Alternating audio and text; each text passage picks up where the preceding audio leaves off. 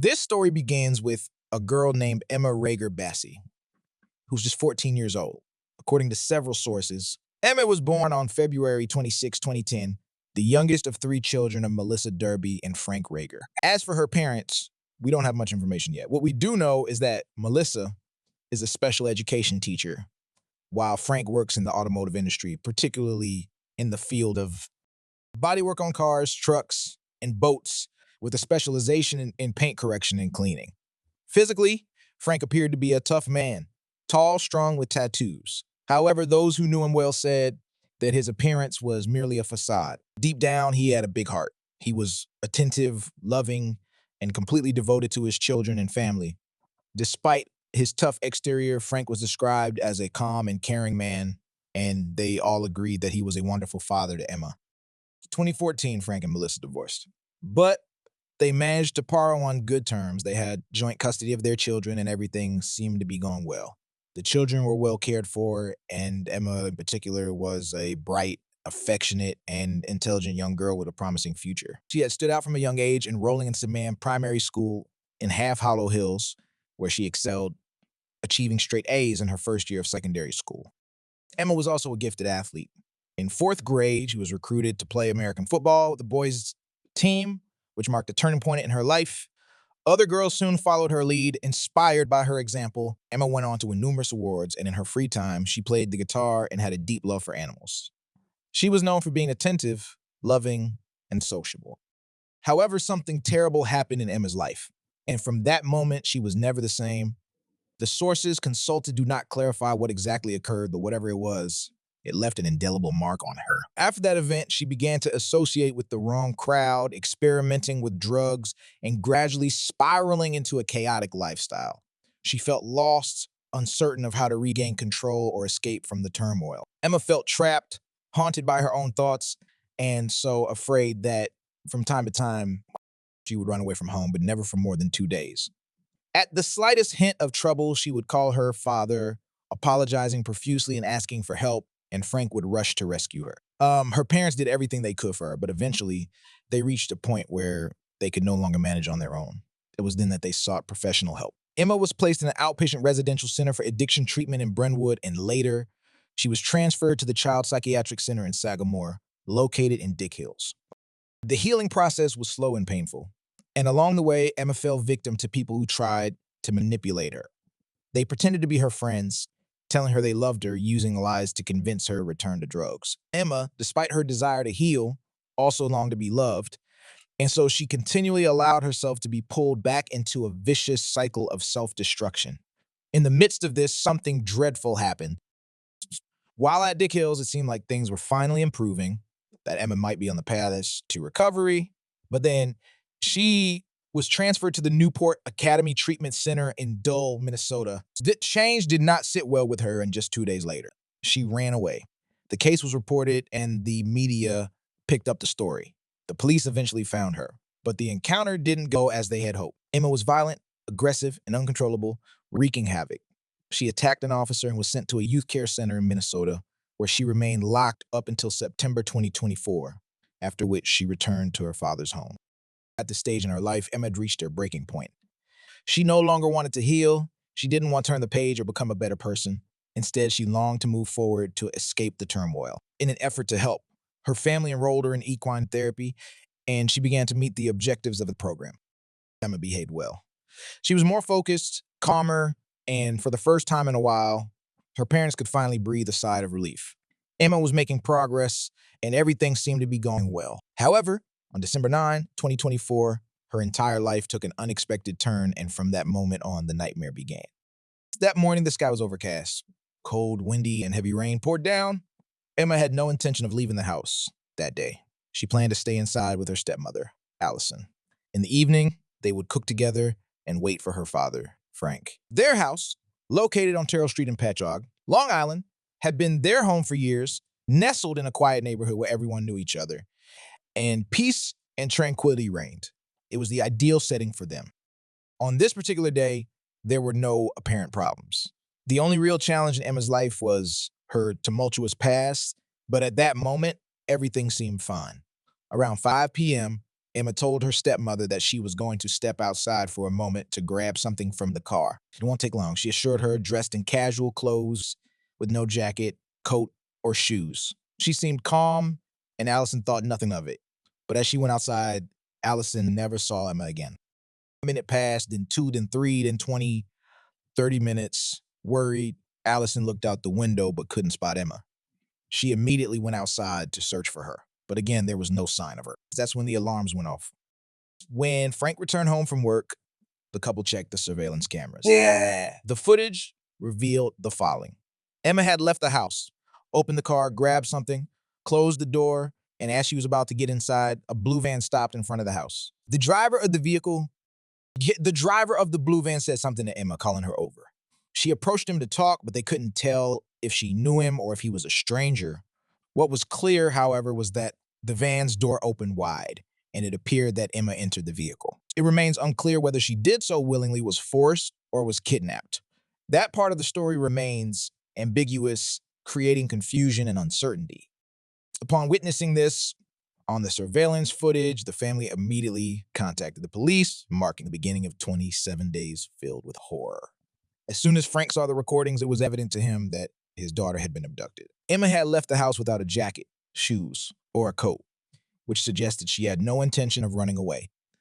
Her behavior appeared calm, and there was no indication that she had packed any bags or left any messages. The car, too, was unfamiliar to her.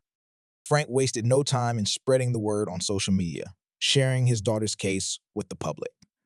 He also contacted the police and provided his own phone number, realizing that not everyone trusts law enforcement. Some people, due to personal histories with the law, might hesitate to provide tips to the police. Others may distrust anonymous tip lines, worried that their calls are being traced and their identities revealed. By offering his personal phone number, Frank aimed to make people feel safer and more comfortable sharing information. This strategy proved to be effective. From the very beginning, Frank received dozens of messages from people offering tips, but we will come back to that later. His first post went up on December 10, 2024, and from that day on, he kept sharing updates, flyers, messages, and petitions using every opportunity to bring attention to Emma's case. He made it clear to the world, my nightmare is still real. I need to find my daughter. Frank posted a message saying any information will be of great help.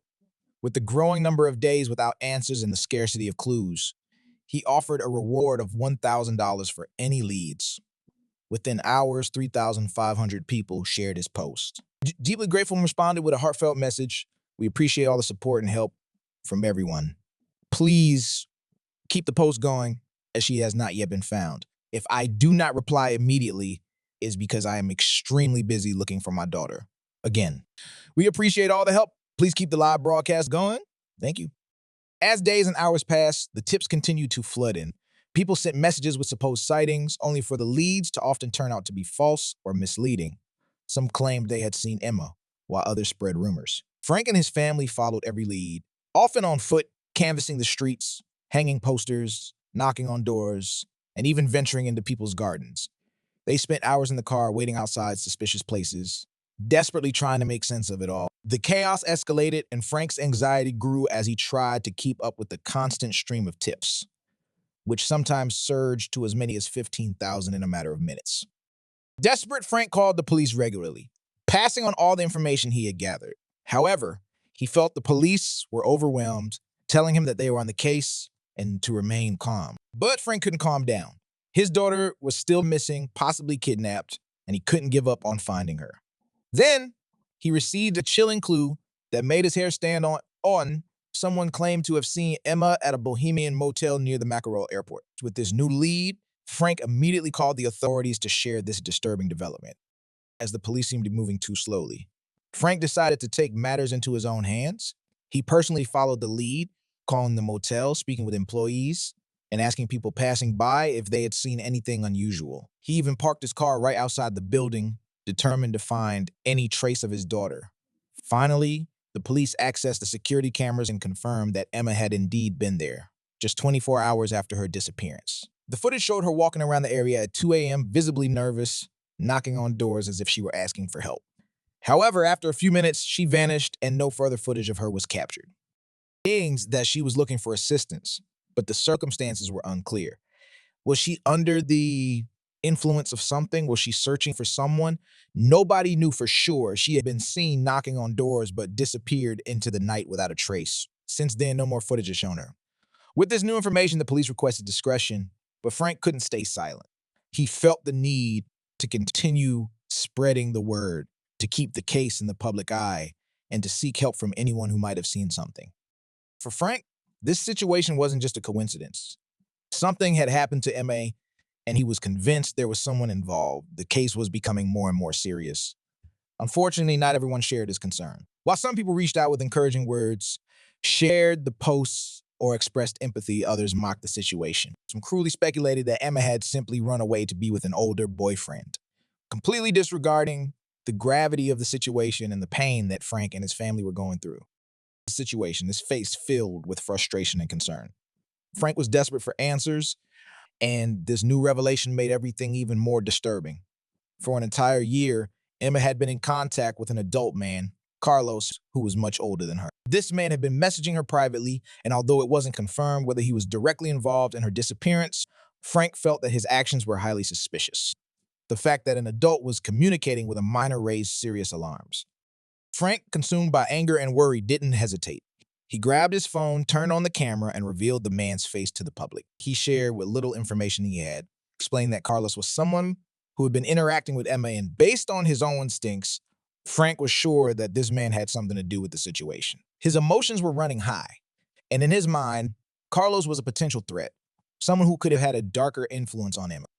Frank's decision to release this information was impulsive, but he felt that this was a crucial piece of the puzzle. At that point, he was willing to do anything to get his daughter back, even if it meant sharing potentially damaging details. He said the world to see this man for what he believed him to be, a danger to his daughter and other young people. This revelation shifted the investigation in an entirely new direction, raising even more questions about Carlos's involvement and the true extent of his relationship with Emma. Mistake by revealing the man's name and image publicly before confirming all of the details. While his desperation to find his daughter was understandable, this impulsive move led to serious consequences. Many women, like the ones in the comments, shared their disturbing experiences with Carlos, describing him as a stalker, someone who crossed boundaries and made them feel unsafe. His behavior had been flagged by multiple women who shared stories of unwanted advances, inappropriate messages, and harassment. However, Frank's actions, fueled by anger and fear, only escalated the situation. By sharing Carlos's personal information online without fully understanding the context, Frank inadvertently put himself and his family at risk of legal trouble. The backlash was swift, with people questioning whether this man was truly involved in Emma's disappearance, or if Frank was unfairly accusing someone who might have simply been a part of his daughter's troubled life. The public exposure of Carlos's behavior sparked a wave of support from those who had encountered him, yet it also drew attention from those who felt Frank had acted rashly. The police, now under pressure, began to investigate the situation more. Still, Frank's rash decision to go public had a profound impact, complicating the investigation and raising questions about his own judgment during such an emotionally charged time. That led him to a secluded area where Emma had been hiding. It was a moment of mixed emotions for Frank, relief and joy to have his daughter back, but also sorrow for everything she had gone through during her abduction. She had been through unimaginable trauma, and although she was physically safe, the psychological scars would take much longer to heal.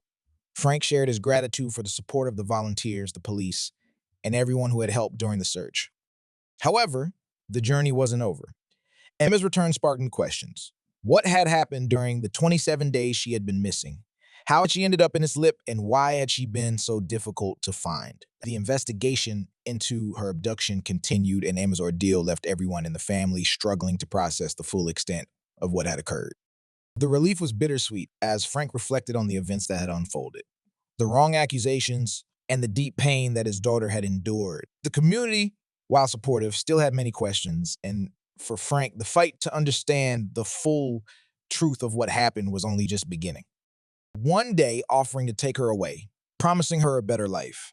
Emma, feeling vulnerable and confused, accepted the invitation, thinking she was finally going to escape whatever problem she was facing at home. What followed was a nightmare. Hugh took her to the boat where she was held captive. She was drugged, and though she tried to reach out for help, she was constantly watched by a group of dangerous individuals. She had no idea who they were, only that they were trying to manipulate her and control her every move. Emma had moments where she was terrified and desperate, but she was too scared to act. During her captivity, the woman who eventually tipped off Frank had somehow learned about Emma's situation. Fearing for her safety, she called Frank, offering the crucial information. Despite his doubts, Frank acted on the tip, rushing to the location where Emma was being held. His instincts and determination paid off as he found his daughter and immediately called the authorities. The ordeal that Emma endured was far more harrowing than anyone could have imagined. She had been manipulated, drugged, and held against her will by people who prey on vulnerable individuals. It became clear to Frank and his family that human trafficking was a real and ongoing threat in their community. As the investigation continued, more pieces of the puzzle fell into place, revealing the extent of the danger Emma had been in.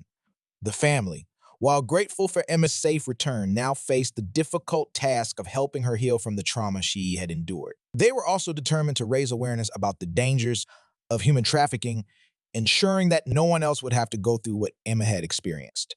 The search for those responsible was far from over, and Frank promised that he would not stop until justice was served. Was her fault and that she should have known better. These comments, often harsh and unfeeling, sparked outrage from those who sympathized with Emma's situation and understood that no one, especially a vulnerable teenager, deserves to go through such a traumatic experience. While Emma was fighting to recover from the abuse and trauma she had suffered, many people on social media took to judging her without understanding the full story. They ignored the fact that Emma had been manipulated and controlled by people much older than her, who took advantage of her vulnerability. The reactions from the public were deeply divisive, with some defending the family and others pointing fingers at Emma, blaming her for what happened. The authorities, however, continued their investigation, determined to bring justice to the young girl who had been exploited. As more details emerged, it became clear that Emma had been targeted by a network of dangerous individuals. They had used her trust, manipulated her, and ultimately trafficked her to other criminals. The arrest of the suspects, starting with the two older men and later including Bunny Knight, was just the beginning of a much larger investigation.